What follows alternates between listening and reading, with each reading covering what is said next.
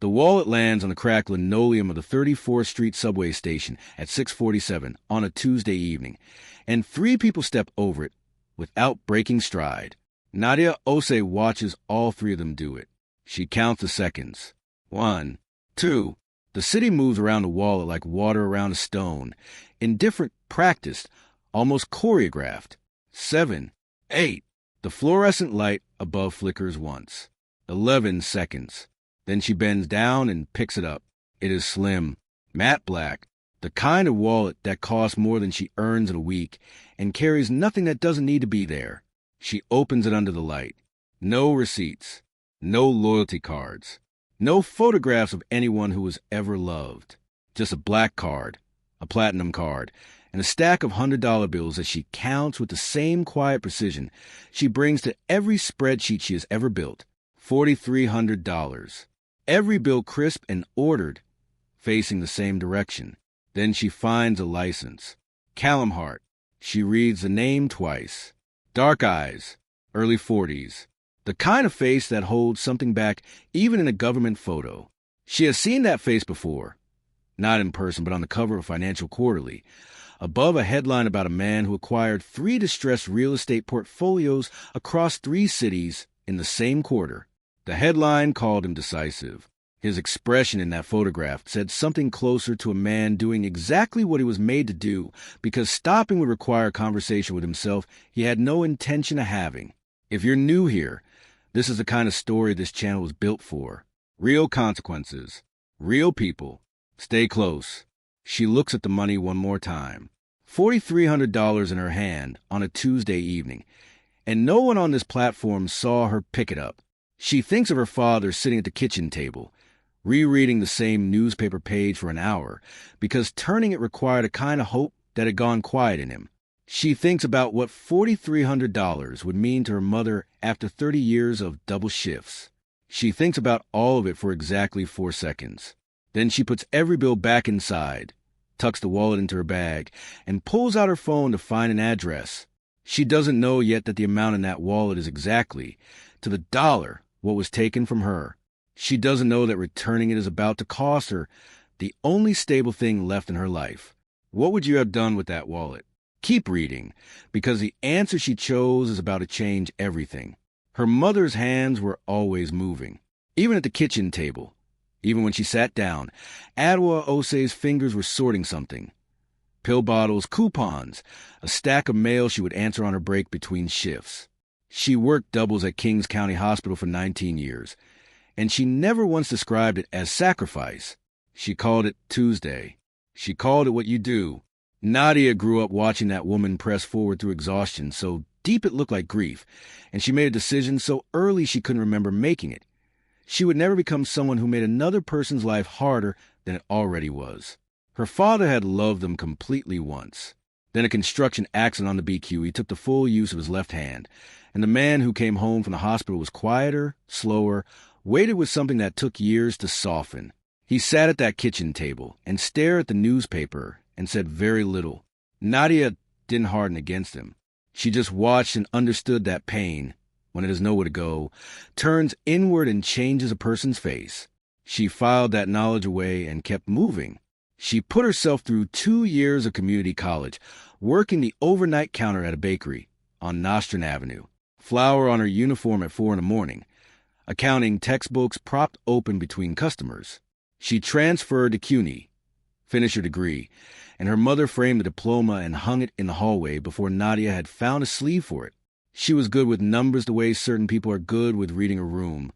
Not just trained, but wired for it, able to feel a pattern before she could name it. For years ago, she walked into Crestline Financial Partners and built a record that should have earned her a promotion. Twice, it hadn't. And the reason, patient, polished, and sitting 3 offices down in a corner suite with a view of the Hudson, had been waiting the whole time to make sure it never would. Petra Wainwright's office smelled like fresh flowers and money, and both were always deliberate. She was 44 years old, impeccably put together, and admired universally by every person who had never worked directly beneath her. She gave to the Literacy Foundation. She co-founded a mentorship program for women entering finance, and her name sat at the top of the letterhead in clean serif font. In conference rooms, she was measured. In client meetings, she projected the kind of authority that made people feel they were in capable hands. The annual report used her photograph 3 years running. She looked, in every one of them, like someone you could trust completely. Her performance reviews told a different story, but only to the people receiving them.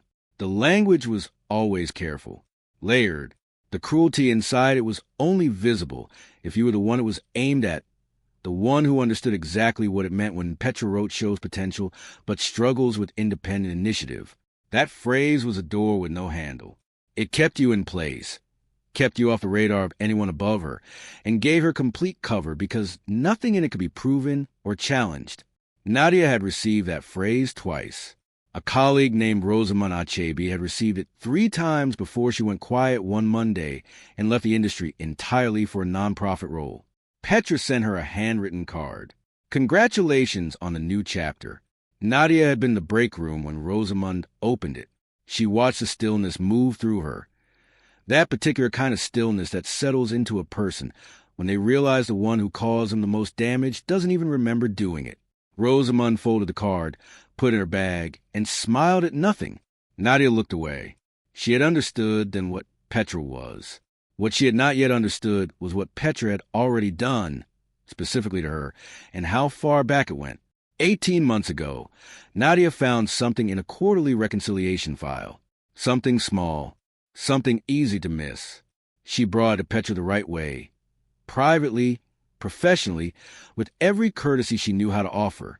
2 weeks later, her access to the firm's upper-tier client portfolios was quietly revoked. No explanation.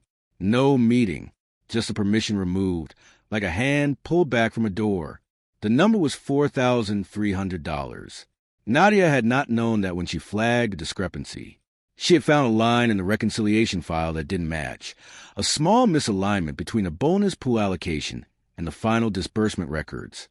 The kind of thing a less careful analyst would scroll past without registering. She built a clean summary, attached the supporting figures, and walked to Petra's office on a Wednesday afternoon with no accusation in her voice. Just the data, just the question. Petra thanked her with both hands on the desk and genuine warmth in her face. She said she would look into it personally.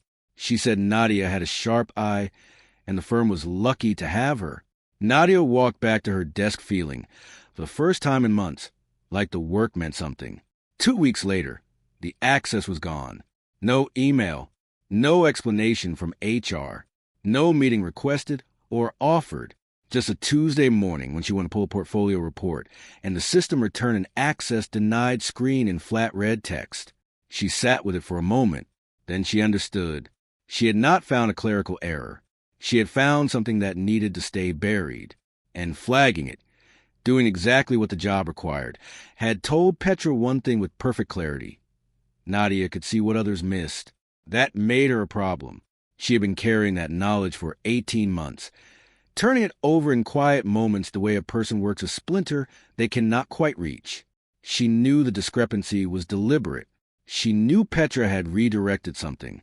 What she could not prove, what she had not been able to touch, was where the money went and whose name was on the other end of it. She had no idea the answer was already in her bag. She had no idea that the man on the driver's license, the man whose wallet she was about to return, had been Petra Wainwright's employer before Petra ever walked through the doors of Crestline. And she had no idea that he already knew what Petra was, because he had seen it once before, and he had buried it himself. The lobby of Hart Capital occupied the entire ground floor of a building on Park Avenue that had been renovated so thoroughly it no longer looked like it had ever been anything other than exactly this. Cool stone, low light, the kind of silence that cost several $1,000s per square foot to maintain. Nadia walked in at 8:14 in the morning, before she was due at Crestline, in her good coat with a wallet in her bag, and her heart moving at a pace she refused to acknowledge. She told the front desk she was there to return something to Mr. Hart that she had found in the 34th Street station. The woman at the desk looked at her the way people look at something that doesn't fit the category they expected. Not unkind, just recalibrating. She asked Nadia to wait. Callum Hart came down 11 minutes later. He was taller than the license suggested. He wore no tie. He stopped 3 feet from her and looked at the wallet she held out, and then he looked at her, the same way he looked in that Financial Quarterly photograph, like a man trying to play something he almost recognizes. He took the wallet. He opened it without looking down. He already knew everything was there. She told him she found it on the platform. He nodded. He asked her why she returned it. The question was direct, not unkind, the kind of question that expects a real answer. She told him her mother raised her that way. Something shifted in his face. Not softness exactly, more like recognition. The look of a person who was told something true and wasn't sure what to do with it. He thanked her. He told her she could go. She did. She was at her desk at Crestline by 9 o'clock, answering emails with both hands steady. By 10:15, her phone rang. Petra's assistant. 3 words. She wants you. Nadia sat still for 4 seconds. Then she stood, smoothed her jacket, and walked down the hall. She had no way of knowing that Callum Hart had picked up his phone the moment she stepped out of that lobby. She had no way of knowing who he called, or what he said, or that the conversation had been coming for a very long time.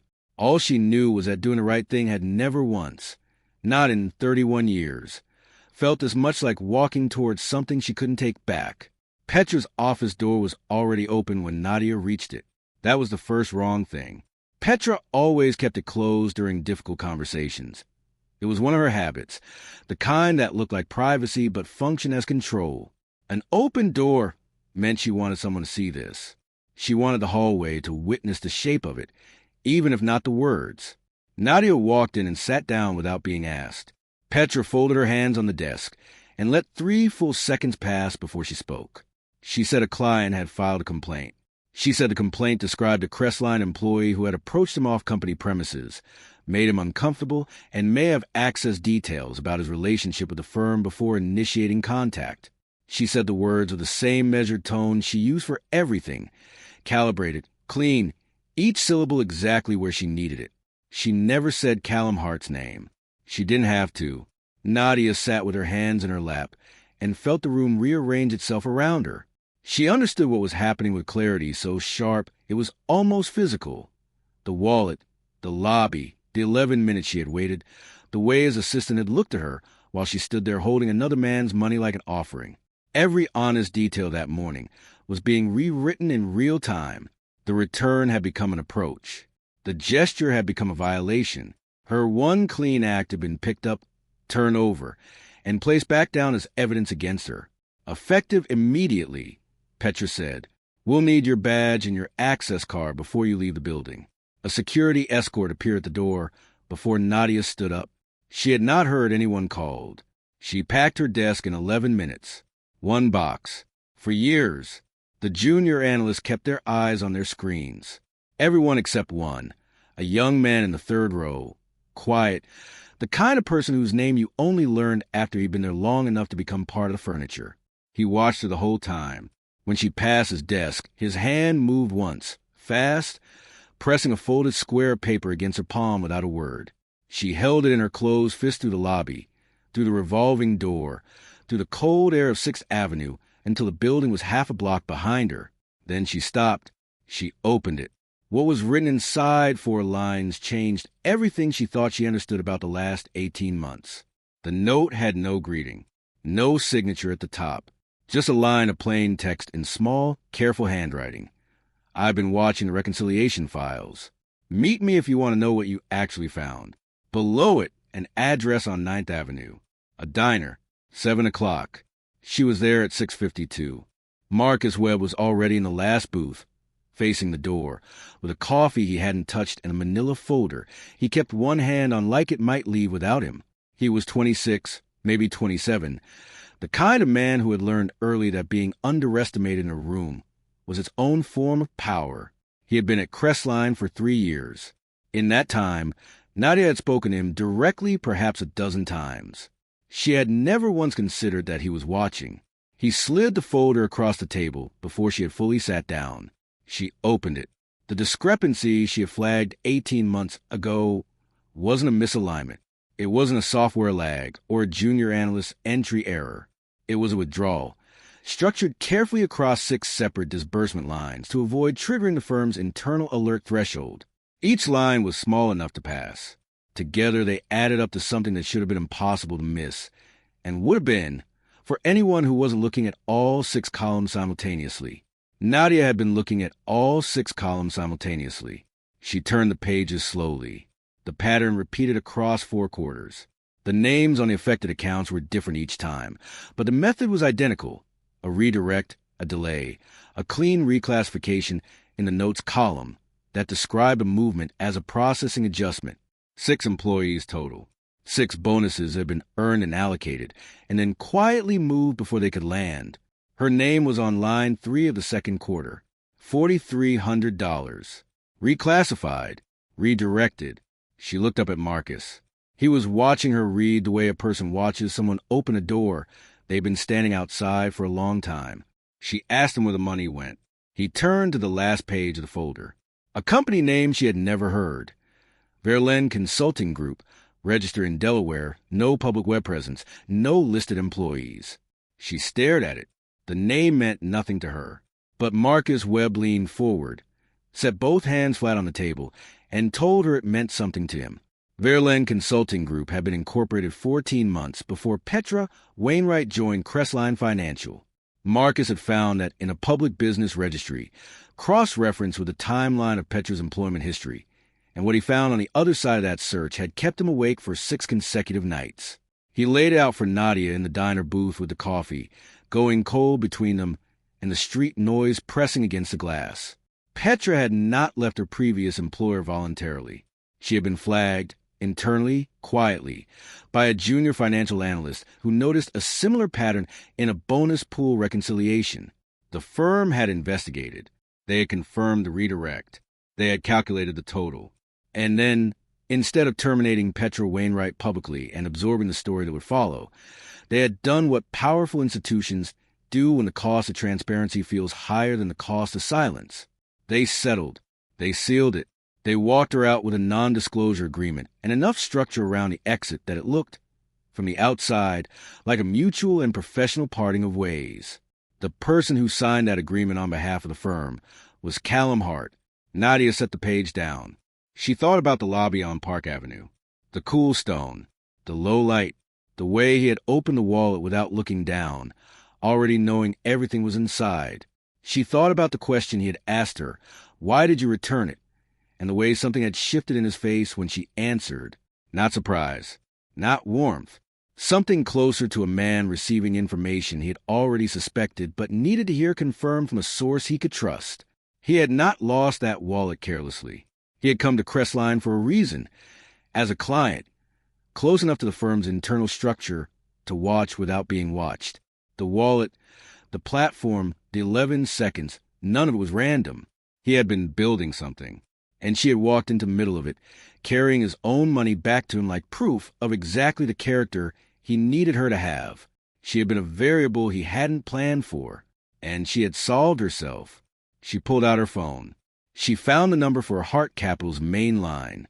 She did not ask for a meeting or leave a message with the front desk.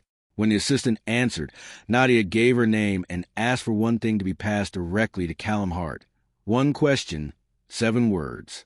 Did you know whose bonus she took first? She hung up. She looked at Marcus across the table. He was already closing the folder. Her phone rang 4 minutes later. Callum Hart said yes before she finished sitting down. They met in a conference room on the 41st floor. Just the 2 of them, no assistant, no attorney, no buffer of any kind. He stood at the window when she walked in and turned to face her with the same stillness he'd carried in the lobby, except this time it had weight behind it. This time he was not a stranger receiving his wallet. He was a man who had been waiting for a particular conversation to become possible, and it finally was. He told her the analyst at his previous firm who had flagged Petra's redirect was a woman named Deja Colston, 28 years old, sharp, careful, the kind of employee who documented everything, because she had learned early that documentation was the only thing that protected people who looked like her in rooms that weren't built for them. Petra had given her a performance review 2 weeks after flag. The language was specific, measured. It raised questions about Deja's judgment, her discretion, her ability to work within established team structures. Deja Colston was let go 4 weeks later. Callum had signed the paperwork. He told Nadia that directly, without looking away. He said he had believed the version of events he was given because Petra had presented it without a single visible seam, and because believing it was easier than pulling the thread. He said he had been wrong. He said it the way people say things they have rehearsed alone for a long time, not as performance, but as release. Nadia looked at him and felt something cold and clarifying move through her. She was not Petra's first. She was Petra's pattern.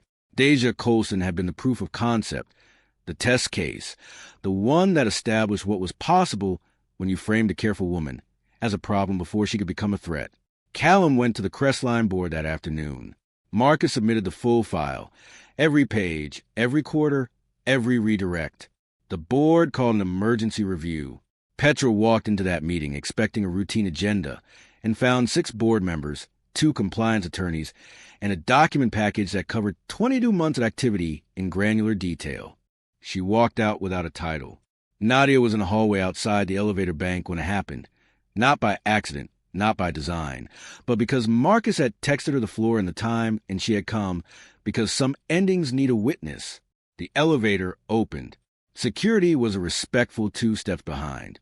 Petra stepped out and stopped when she saw Nadia standing there. For a moment, neither of them moved. Then Petra's mouth opened, and she said the last thing she would ever say to her. Petra said, "You should have kept walking." She said it quietly, evenly, with the composure of a woman who had spent 2 decades making sure she was never the one who visibly broke. Then security moved, the elevator closed, and the hallway went silent in particular way rooms go silent after something irreversible has just finished happening. Nadia didn't answer. She had thought, in the weeks leading up to this moment, that she might want to, that she would have something ready. Something exact and final, a sentence sharp enough to mark the occasion. But standing there in that hallway, she found she had nothing to prove to a woman who had just lost everything she built by underestimating the wrong person. Silence was not defeat. It was the only response that Petra had no strategy for. 3 weeks later, the Crestline board offered Nadia the senior analyst position. The offer came in writing on firm letterhead, with a start date and a salary figure that reflected 4 years of work they had finally looked at honestly. The $4,300 was part of a larger restitution paid out to 6 employees whose bonuses had been redirected over 22 months. Each person received a letter. Each letter included an acknowledgement, not wrapped in legal softening, but plain and direct, that the firm had failed them and that the amounts owed were being returned in full with interest. Marcus Webb was promoted 2 weeks after submitting the file. He didn't make a speech. He just showed up Monday with a new badge and the same quiet expression he'd always had, except his eyes carried something different now, something that looked like a man who had finally been seen. On her first day in the new office, Nadia rode the same subway line she had always ridden. She stood on the 34th Street platform and looked at the exact stretch of linoleum where the wallet had been, the cracked tile, the flicker of the overhead light that never seemed to get fixed. She thought about her mother's moving hands. She thought about her father at the kitchen table, the newspaper he couldn't turn. She thought about Deja Colston, who had seen it first and paid for a loan, who deserved to know that what she found had finally mattered. She thought about 11 seconds. The train came. The doors opened. She stepped through without looking back at the platform, because some places only have power over you when you keep returning to them in your mind. She had done what she was raised to do. She had kept going when it cost her, and the cost, in the end, had not broken her. It had built the only version of her life that was actually hers. The doors closed behind her like a decision that had finally been made. If this story moved you, if you saw yourself in Nadia, in Marcus, or even in the silence Deja Colston carried alone, share it with someone who needs to hear it today. And if you believe that doing the right thing still matters, even when it costs you, drop it in the comments. This channel exists for stories like this one. Subscribe and turn on notifications so you never miss a story that reminds you what people are actually capable of, the worst of it and the best. Your voice in the comments doesn't just reach us. It reaches the next person who needs to know they're not alone.